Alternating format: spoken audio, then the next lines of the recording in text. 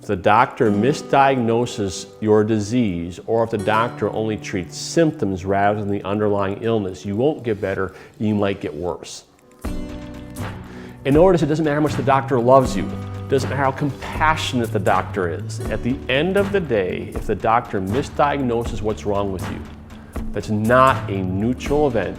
You won't get better, you might very well get worse. We constantly are chasing systems and managing symptoms rather than getting to the core issue of the human condition. You have to make a long-term commitment to a people and a culture to see a long-term change.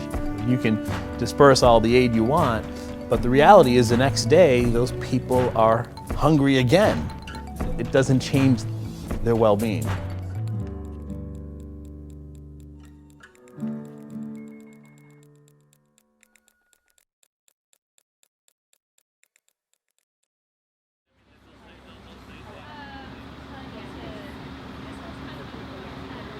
One of the key issues that we see in working with people around the world is that not all people are in the same situation. There are some people who are actually completely incapable of helping themselves. In that moment, relief is the appropriate intervention. Relief is a handout. Relief is literally providing something for somebody that they cannot provide for themselves. In the first few hours after the tsunami hits, there's a need for relief work. But once the crisis is over, once the bleeding has stopped, people are actually capable of participating in their own improvement. The primary mistake that most North American churches make is they provide relief in inappropriate contexts. The vast majority of people around the world are not helpless, and we shouldn't treat them as though they are. We should use a more developmental approach that comes alongside of people and walks with them, bringing our gifts to the table and them bringing their gifts to the table so that both of us are more like what God has called us to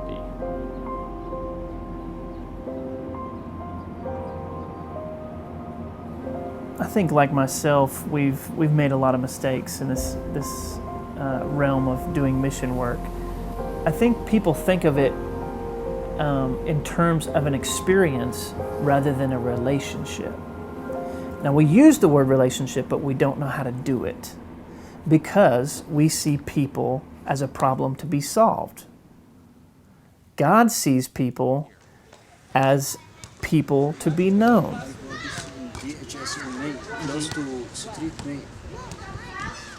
So it's over this way? And I work together with my wife to run a nonprofit called the Sparrow Project that works locally and globally to mobilize churches and nonprofits and state agencies to cooperate. We're really looking to mobilize the church first here in Oklahoma City where we live, and then wherever we find opportunity to do that through relational networks around the world.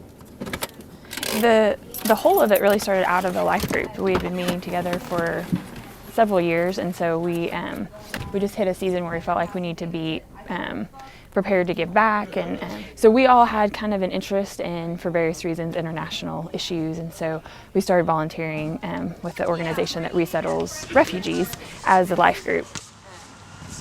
As Brad and Kim learned lessons and met others who wanted to be involved, Sparrow grew to more than they imagined.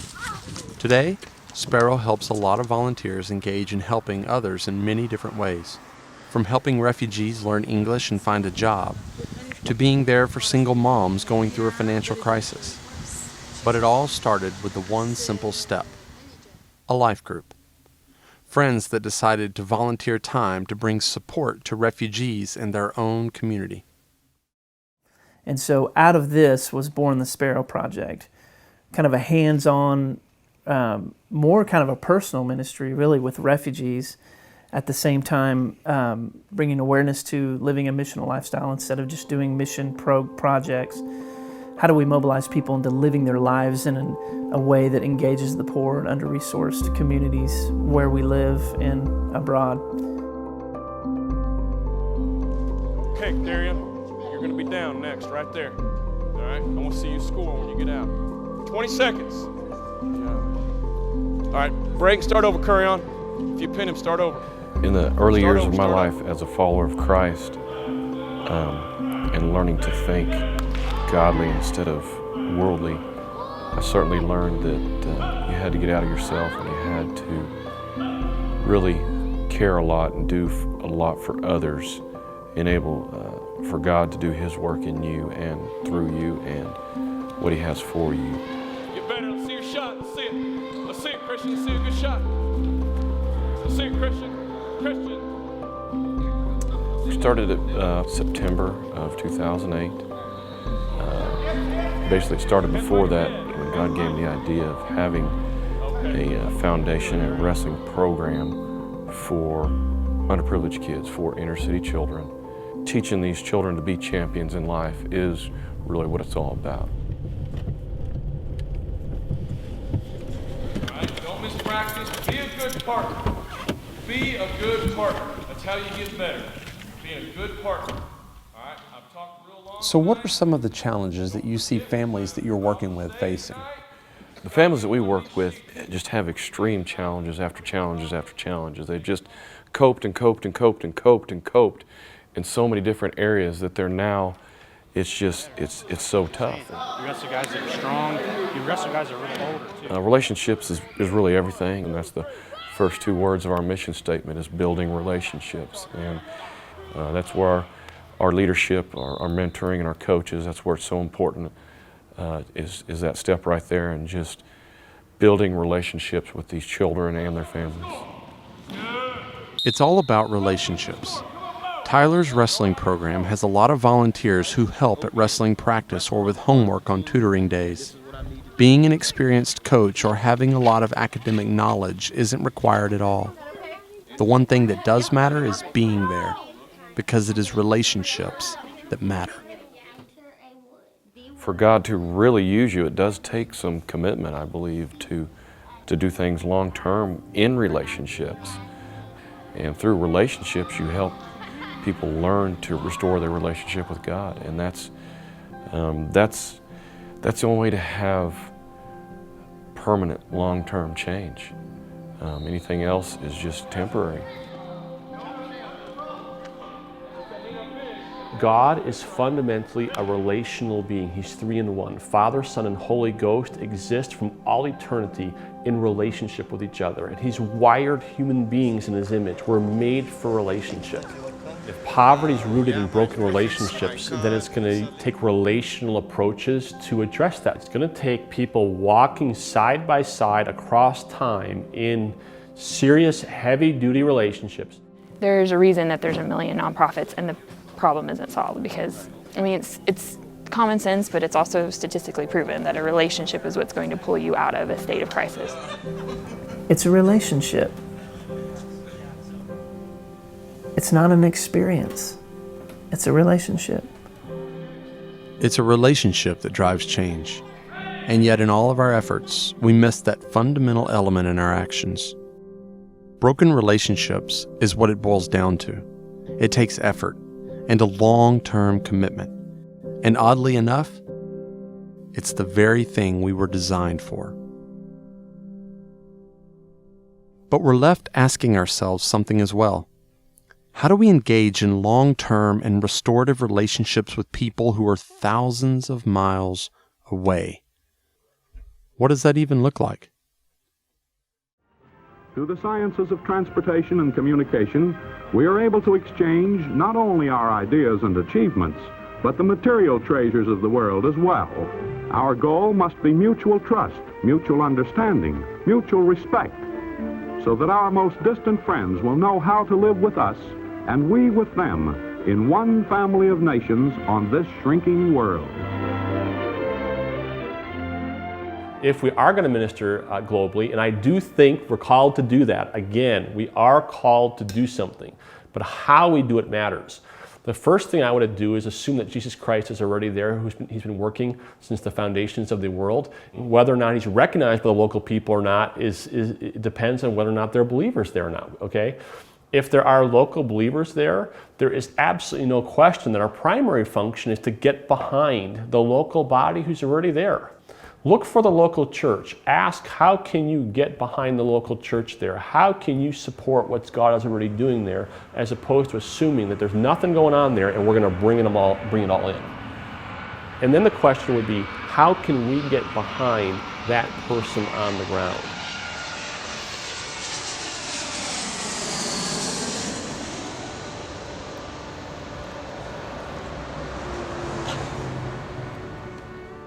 Sometimes we believe that the lack of obstacles is the will of God, but it's not necessarily true in every case.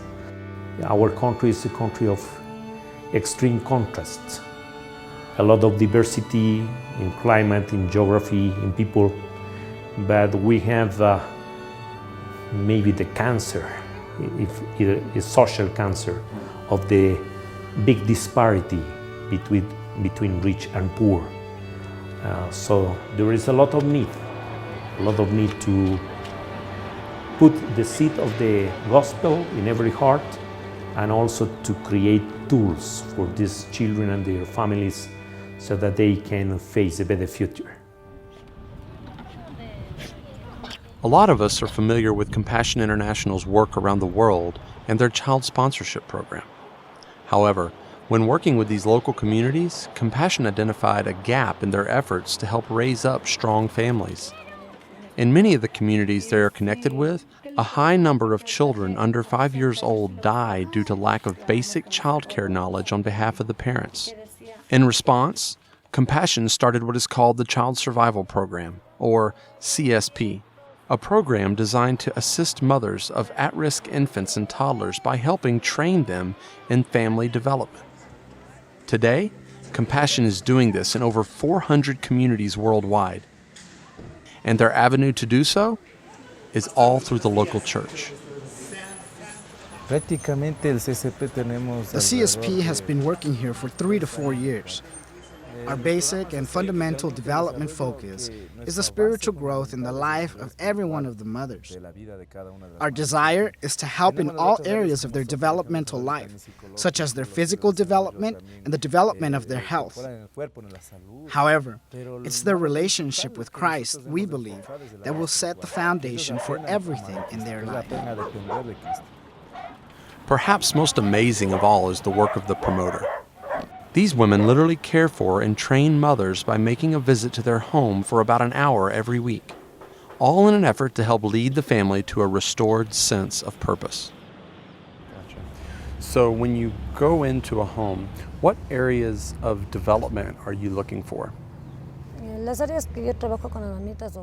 When I arrive in every home, I check their physical health, their mental health, their emotional health, and their spiritual health. Everything we do is possible from the support of our sponsors. They're the ones helping us help our families. We are honored to work with them to help our communities grow. I think that we have demonstrated that it's a powerful tool for the benefit of the kingdom. The church go outside its walls to the community and provides technical resources, training, counseling, but in the end, it's the mother who is taking the responsibility of the baby.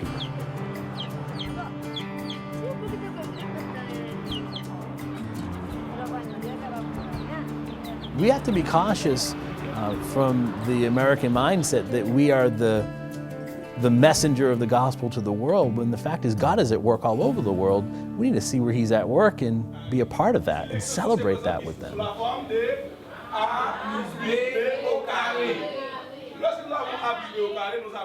Through New Missions right now in Haiti, we have over 10,000 children that are being educated in our schools. And we have had thousands of children graduate through our high school that are now in the workforce, that are serving in Haiti, that have careers and jobs that are giving back to their communities, and families are able to care for themselves and find a new life right where they were born. And it's really at the center of that is the gospel and the establishment of a local church. New Missions began in 1983 when a school and church were started in a small seaside Haitian village. Today, New Missions has an elementary school and church going in 26 villages. Each school has the capacity for every single child in the village to attend. So how does New Mission decide where to start a new church and school?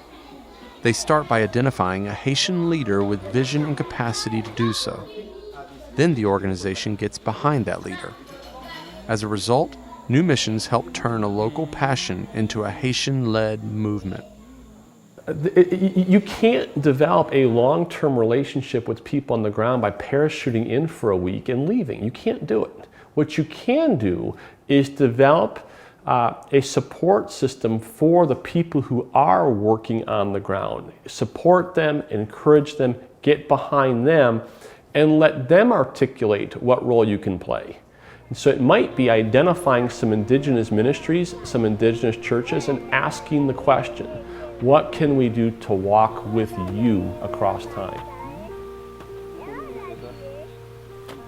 We can have an aspiration to show up and be that agent of change, but there may already be a man or a woman on the ground that can be that agent of change and probably be more effective culturally, be more effective from a language standpoint, be more adapt, from an environment standpoint. And that's a challenge of an assumption that, I could be super significant if I go into the outermost parts of the earth, but God can send you there through someone still, and that can make a world of a difference. We have 331 children in the school, and we teach in 2 sessions, both in the morning and in the afternoon. I serve as the pastor and the school director for the mission. We know that it's not easy for the families in our village. There are many challenges in each child's life. The cause of the economic problems for everyone is complicated, but in all situations we give thanks. When a child doesn't attend school, there's a greater risk of poverty in the family. There's no development. But when a child comes to school, they learn, find food and eat. It's a great advantage for the entire family because the child's life is changed and they can contribute to the family's well-being because of their education.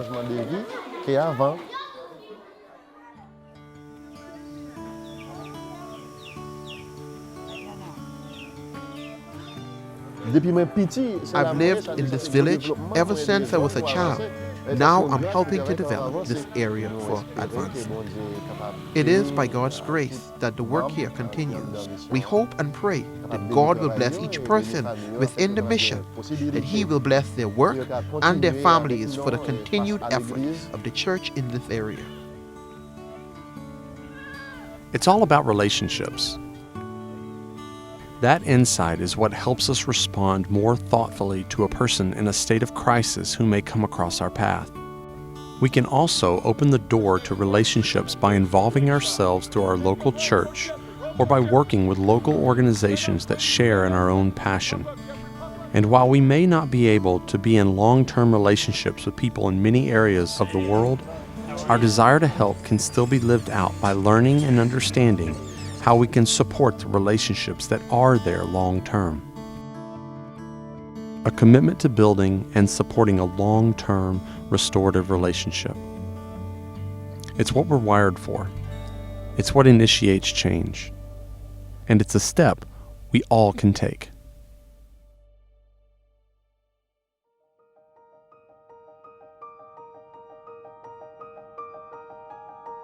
If you walk up to a person and say to them, in essence, what's wrong with you? You're exacerbating the very problem we're trying to solve. So I would look for organizations that use an asset-based approach. To start off with the goodness of creation. To start off by assuming that the people in that community are what Scripture says they are. They're people created in the image of God who have dignity and worth and capacity. Start with that. And so an asset-based approach literally says to people, what gifts do you have? What are you good at? What skills do you have? What abilities do you have? What are the good things that are already happening in the community? The question itself is an empowering question because they are being asked to consider the idea they might actually be somebody. They might actually be something.